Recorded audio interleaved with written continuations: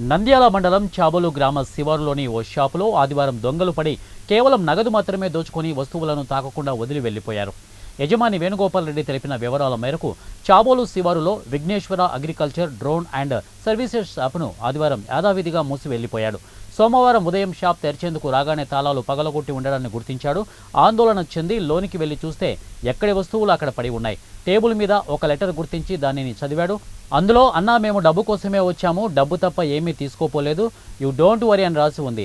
Cash కౌంటర్లోకి చూస్తే దానిలో ఉన్న 9,000 మాయమయ్యాయి. లక్షలాది రూపాయలు విలువ చేసే డ్రోన్ పరికరాలను వదిలేసి కేవలం నగదు మాత్రమే తీసుకెళ్లిన దొంగ నిజాయితీకి యజమాని ఏడవలేక నవ్వాడు. యజమాని ఘటనపై తాలూకా పోలీసులకు ఫిర్యాదు చేశాడు. అన్న, నా పేరు వేణుగోపాల్ రెడ్డి.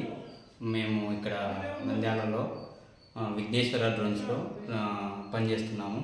ఇక్కడ నిన్న ఈవినింగ్ మేము లాక్ వేసుకొని ఇంటికి వెళ్ళినాక మార్నింగ్ వచ్చేసరికి ఇక్కడ లాక్ పగలగొట్టేసి క్యాబిన్ మొత్తం ఓపెన్ చేసేసి అన్నీ చోరీ చేసినారు. అమౌంట్ 9,000 ఉంటే 9,000 తీసుకున్నారు క్యాబిన్లో. తర్వాత అనేసి డ్రోన్ పరికరాలు ఏమి టచ్ చేయలేదు. బైక్ కీస్ ఉన్నా కానీ బైక్ కూడా టచ్ చేయలేదు. మొత్తం కీస్ అలా పగలగొట్టేసినారు.